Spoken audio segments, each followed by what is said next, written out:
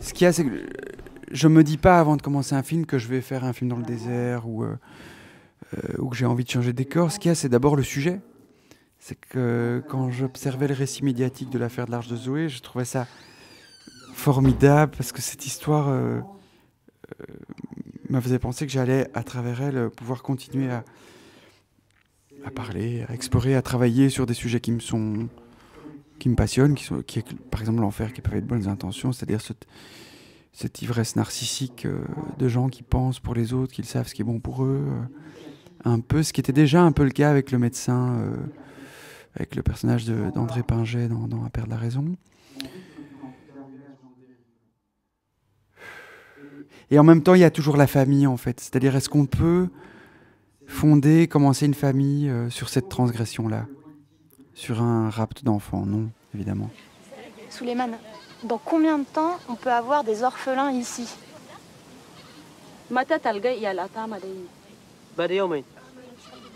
Dans des jours. 2 jours? Oui. 2 jours.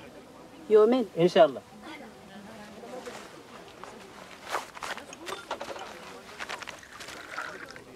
Pour moi, c'est mythique, cette histoire. Ces humanitaires blancs qui décident de mentir à des Africains au nom du fait que, probablement...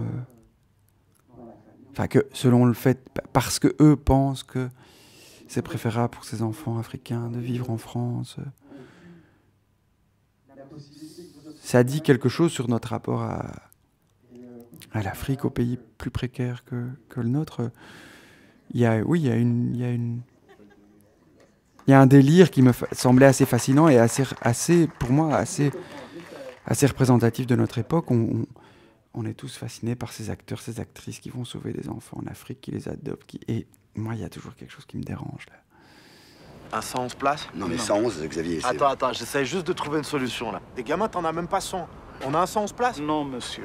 J'ai loué un Boeing 737, et c'est un 737 qui va atterrir ici. Voilà, je vous le dis, moi. Jacques, ton 737, il peut atterrir. Le problème, c'est pour qu'il redécolle. Il doit faire demi-tour, là. Bah oui, et où est le problème? Le problème, c'est que la raquette est pas assez large. Une raquette, ça s'agrandit. Enfin, je sais pas. Roland, toi, tu peux arranger ça? Mais moi, ça va créer des problèmes, des dérangements, des retards. Il n'y aura pas de retard, je m'occupe de tout.